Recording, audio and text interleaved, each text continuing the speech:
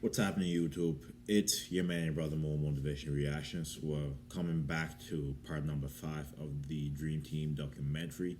There's just about 10 minutes left, but I kind of went back a little bit to sort of recap what we watched in part number 4. So if you're coming here for the first time, thank you very much. Hit that subscribe button. Stay tuned for more videos. If you're here, once again, thank you for your support. Let's react.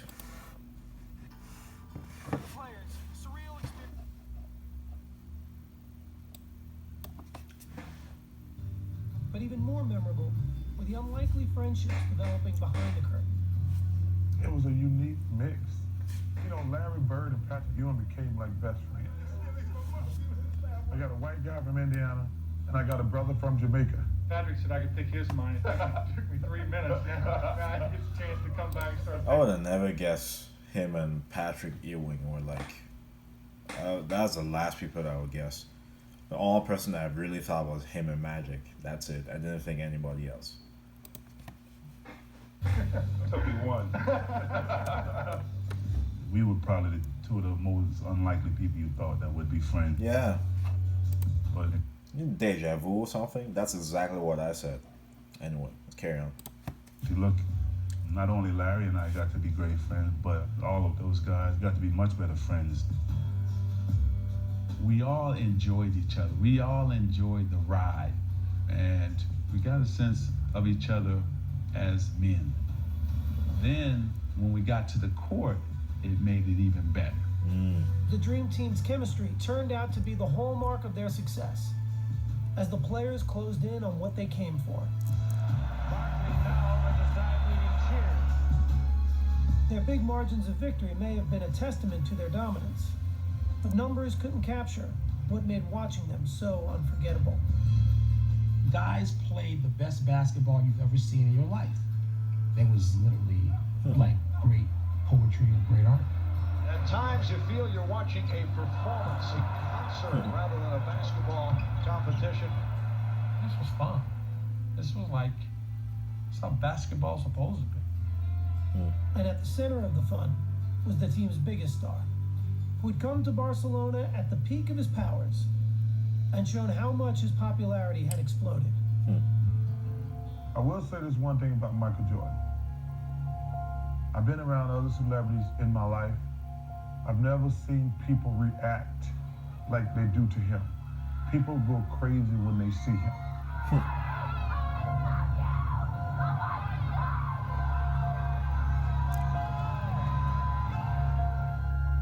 In every corner of the world, there was someone who just wanted to see him. Here's Michael Jordan! That's what I call impact. That's what I call impact. No one had the sort of pull, the gravity that Michael Jordan had. Jordan had initially come to Barcelona reluctantly, but an early morning trip just before the gold medal game revealed how meaningful his Olympic experience had become. What time in the morning is it right now? 6:30, 6:45, 6:45, something like that. I could use an espresso right now too. Gotta be a hurry. Can we go there? Where you from? Albuquerque, Albuquerque, New Mexico. big fan ears. Everyone's a big fan ears. Your name? George Hirsch. George, how you doing? Michael George, nice to meet you. Last night I hit my wall, man. I couldn't make a basket. What are you doing up so early? I do remember getting up early to walk into the stadium. That is the thing that I remember the most about the Olympics. Olympic Stadium. Imagine all the athletes that's been here before us. It's amazing. What about Edwin Moses? Won 122 consecutive races. I think everybody's got something to cherish. I think this is Let me know down below in the comment section what other documentaries you'd like me to check out. I'll take a look at it, and we can start a series just like this one on that particular documentary. I never knew a lot of this stuff, even back with the courtship of rivals I reacted to in 5 parts, and this as well. So it's very educational, for sure. love when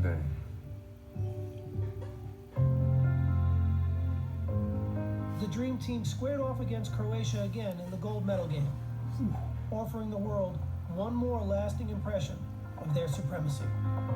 Barkley with the lead for Mullen. Team USA came to send a message tonight. We wanted to win and we wanted to dominate, but how we did it, sharing the ball, including everybody. We did it as a true team. The U.S. has defeated Croatia 117-85, and they have won the gold here in Barcelona. Wow. That's a big margin. Sheesh. Campeón olímpico y medalla de oro, el equipo de los Estados Unidos de... Basketball, baloncesto. I've been working on my Spanish, so I'll understand a lot of the things they're saying. Let me know down below if you know other languages besides English.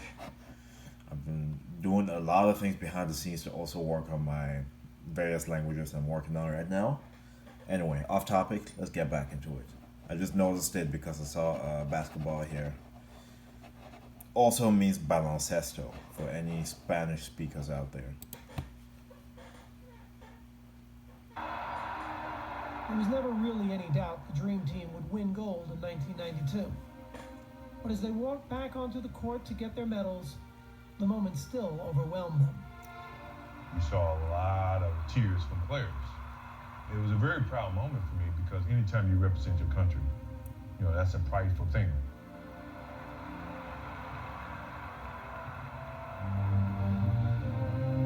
Man, sent chills down my spine. It was a reward that I had never felt like that I would ever achieve. To do it on that stage with those group of guys, it's a memory I'll never forget. Nothing in my life has ever felt like standing on that podium. I was getting goosebumps.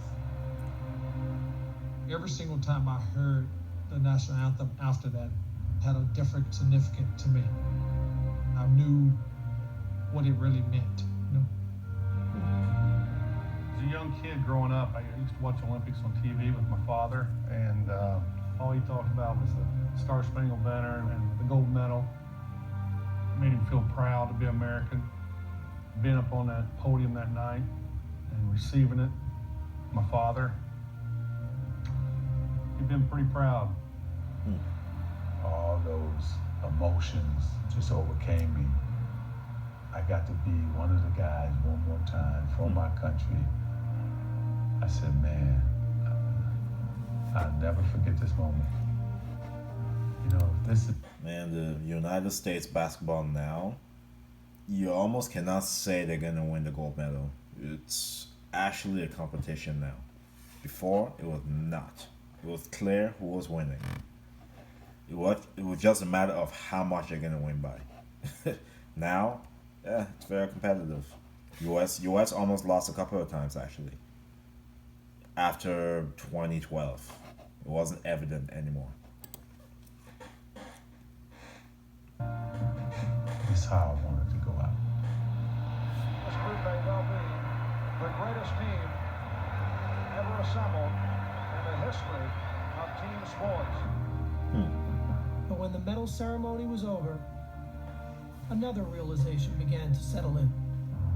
When I walked off, I remember thinking that whole dream has come to an end. Oh.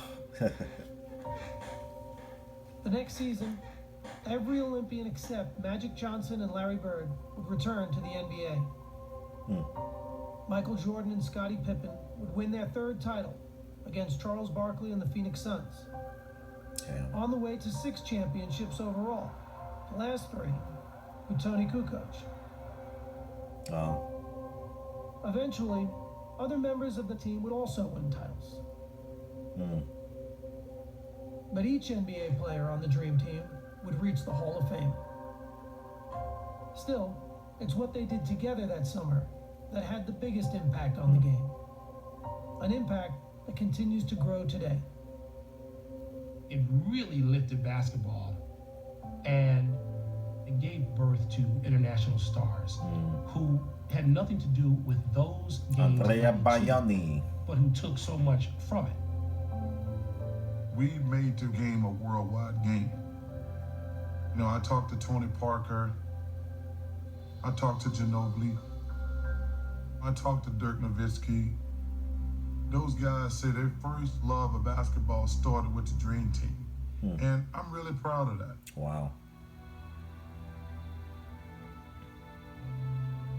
The world can change a lot in 20 years. But there are moments in time you never forget. No matter how long it's been. No matter how much else has changed in your life since. 20 years later, they've all kept ties to the game in one way or another.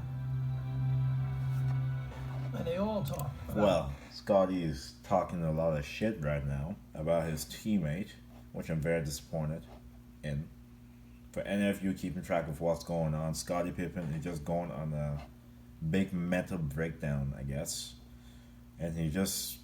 Anyway, I'm not going to get too much into it. If you're aware, or if you're not aware, search up Scottie Pippen comments about Michael Jordan. You'll see a bunch of things about it. Anyway, I call that betrayal, that's for sure. as if it happened just yesterday. An experience still unlike any other in their remarkable basketball lives. I've never had more fun being around anybody. Everybody got along. There was no ego. We had fun. You know, clearly everybody reminds me I never won a championship. So that to me was like winning the championship, winning the gold medal, and hanging out with these guys.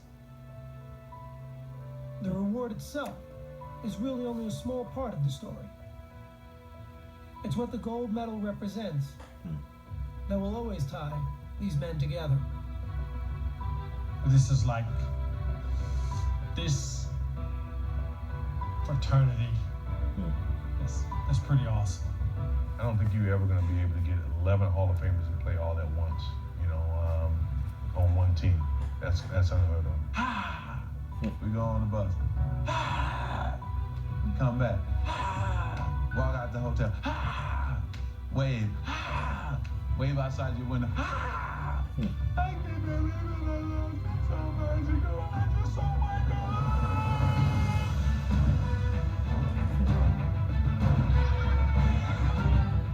It changed sport as we know it. They showed the world how to play basketball. What other team can say that? I don't think we'll ever see anything like it again. It's an insult to compare anybody else to their team. You know what to say? If you're not first, you're last, and that's the thing about the all-time greats, the people that came before. It's tough to compare to them. It's tough to compare because they came before. We got the blueprint from the greats. You know what I mean? And that's why, yeah. Anyway. Perhaps we'll never see a team this great again.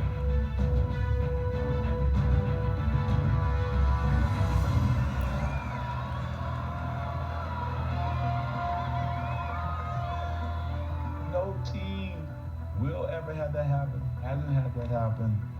And that's the dream team. Wow. Well, folks, that is it. Thank you so much for being on this 5-part journey. Thank you for the suggestion of this video. I appreciate everybody that did. If you're here for the first time, hit that subscribe button. If you're here once again, I appreciate your support. Like always, get better every day, optimize yourself. Let me know what other videos you want to see. Comment them down below and I'll take a look at it. God bless all of you. See you next video.